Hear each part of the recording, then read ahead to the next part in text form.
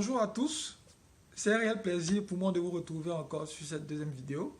Pour ceux qui ne me connaissent pas, je me nomme Charles Aboké. Je suis life coach chrétien, marié. Je vis aux États-Unis depuis 2 ans, précisément en Californie. Je suis passionné du piano, je suis pianiste même dans une église africaine, ici aux États-Unis. Et la raison pour laquelle je fais cette vidéo est concernant le life coaching chrétien. Alors, le life coaching, qui est une passion pour moi. Donc, c'est qui le life coach chrétien? Le life coach chrétien est un coach qui permet à une personne de pouvoir atteindre un objectif assez précis par des stratégies et des méthodes qui sont basées sur la parole de Dieu. Alors, comme je l'ai dit dans la première vidéo, je débuterai dans un premier temps par mon témoignage, vous partager un peu ma vie, comment Dieu a eu à me coacher au travers de plusieurs moyens, jusqu'à ce que je puisse atteindre mes objectifs et réaliser certains objectifs pas à pas.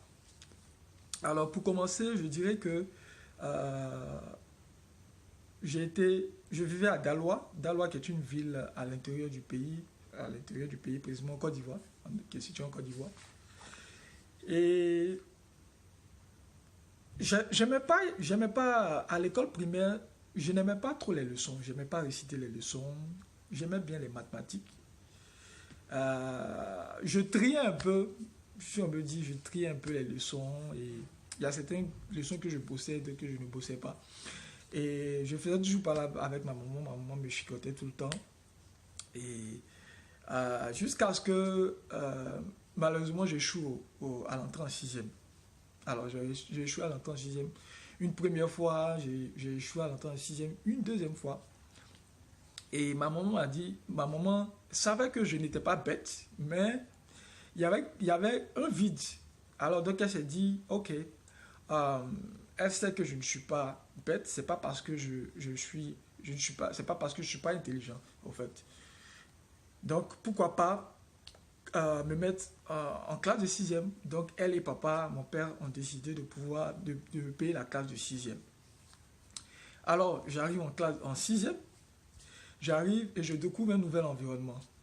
Et j'étais dans une école, le CSP, Jean-Calvin Le Copro, où on faisait des études bibliques, c'est-à-dire qu'on avait une matière qu'on appelait études bibliques.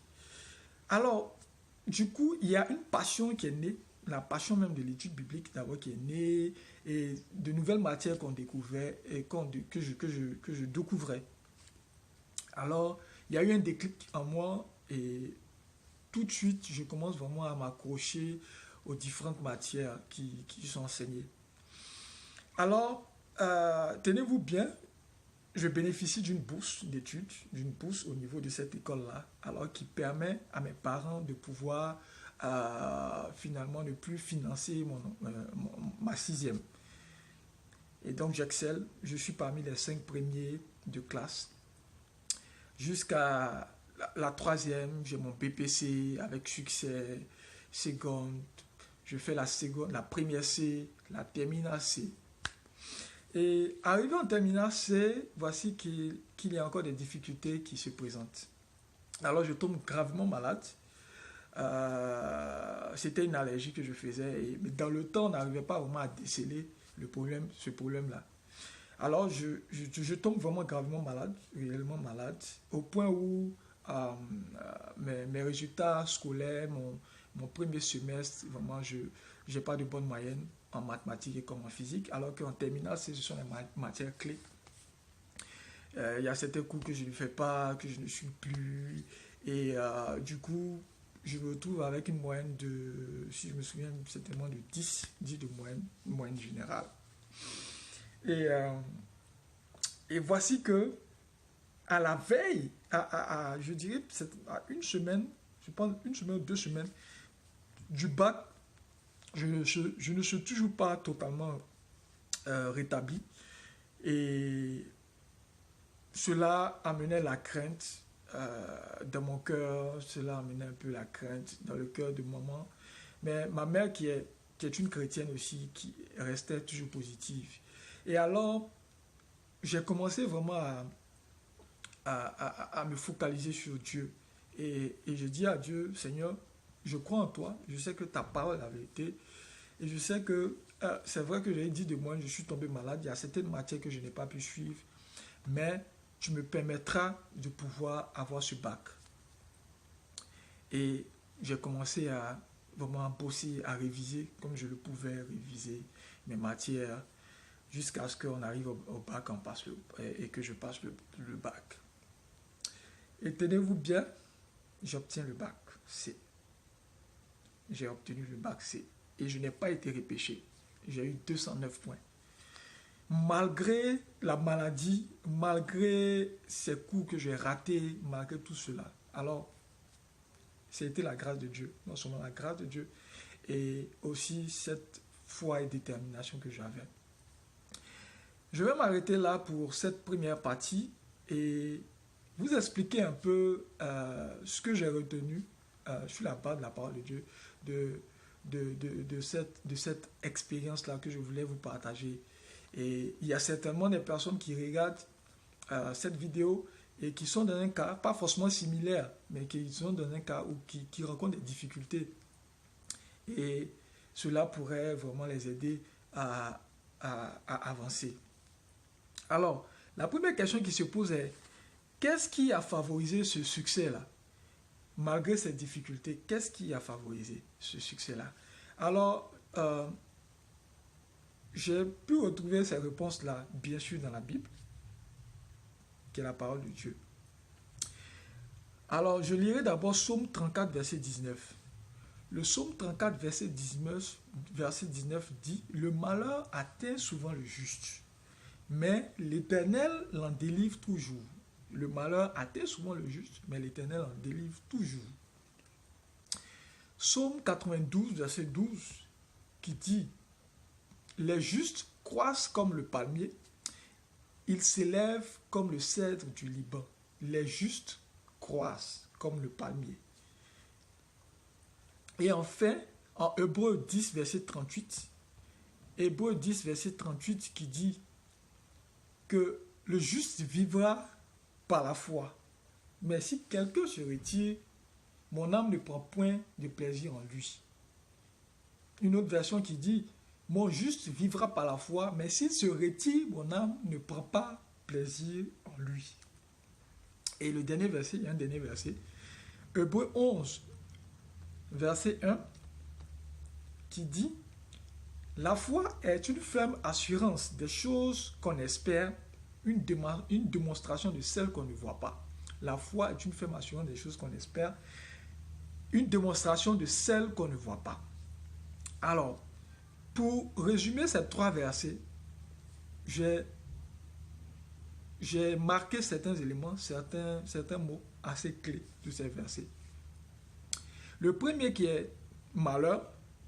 Malheur, on dira par malheur les épreuves, les difficultés qu'on rencontre. Ensuite, juste. Le juste, selon Hébreux 11, verset 1, le juste est la personne qui a la foi. La foi qui est la ferme assurance des choses qu'on espère et qu'on ne voit pas. Et croissance. Croissance qui veut dire évolution, succès. Et enfin, foi. La foi qui est l'assurance, qui est le fait de croire en ce qu'on ne voit pas, mais de croire à l'objectif qu'on va atteindre, même si on ne voit pas. Même si on ne voit pas les réalisations, les différentes étapes. Alors, donc, de ces différents mots-là, est ressortie une phrase, une moralité biblique qui dit ceci, de par ces versets et de par ces mots, que celui qui a la ferme assurance que ses objectifs seront atteints, malgré les difficultés auxquelles il sera confronté, atteindra ses objectifs. C'est ce que, lorsqu'on rassemble ces différents versets et qu'on retire ces éléments clés que je viens de vous partager, c'est le message qui ressort de cela. Et au regard également de mon expérience du témoignage que je viens de vous partager. Alors, j'ai rencontré des difficultés. Il y a eu des difficultés. Je voulais avoir mon bac. Je voulais avancer, mais il y a eu des difficultés. Et ces difficultés-là ne m'ont pas empêché de pouvoir avoir mon bac. Et pourquoi cela ne m'a pas empêché d'avoir mon bac? C'est parce que la parole de Dieu me l'a dit. Et cela, tout est mentionné dans la parole de Dieu. Et c'est sur la base de cette parole-là également que j'ai gardé cette détermination-là. Et je me disais que j'allais atteindre cet objectif-là qui est d'avoir le bac. Et j'ai eu le bac. Alors, chers amis, c'est en gros ce que je voulais vous partager ce jour pour vous dire que la foi, la détermination sont les éléments que vous devez acquérir, que vous devez avoir sur la base de la parole de Dieu. Et aussi vous dire que les difficultés sont des étapes. Selon mon expérience et selon ce que la parole de Dieu dit, les difficultés sont des étapes. Les difficultés ne doivent pas vous empêcher de pouvoir avancer, de pouvoir rester focalisé sur l'objectif que vous voulez atteindre. Ces difficultés-là, au contraire, vous permettront de pouvoir atteindre l'objectif. Et c'est ce que dit la parole de Dieu. Et c'est ce que je voulais vous partager en ce jour. Je suis vraiment très content d'avoir fait passer ce message. Et je suis disponible pour toute question, pour toutes celles qui ont des questions relativement à ce message que j'ai partagé. N'hésitez pas à me laisser un commentaire ou à me laisser un commentaire. Si vous avez des sujets, n'hésitez pas à me faire partager ces sujets pour qu'ensemble on puisse échanger. Car cela me fera vraiment un plaisir de pouvoir répondre à vos préoccupations. Alors, ainsi prend fin cette première vidéo de mon témoignage. Donc, on se dira rendez-vous à la semaine prochaine pour la suite. Que Dieu vous bénisse et à bientôt.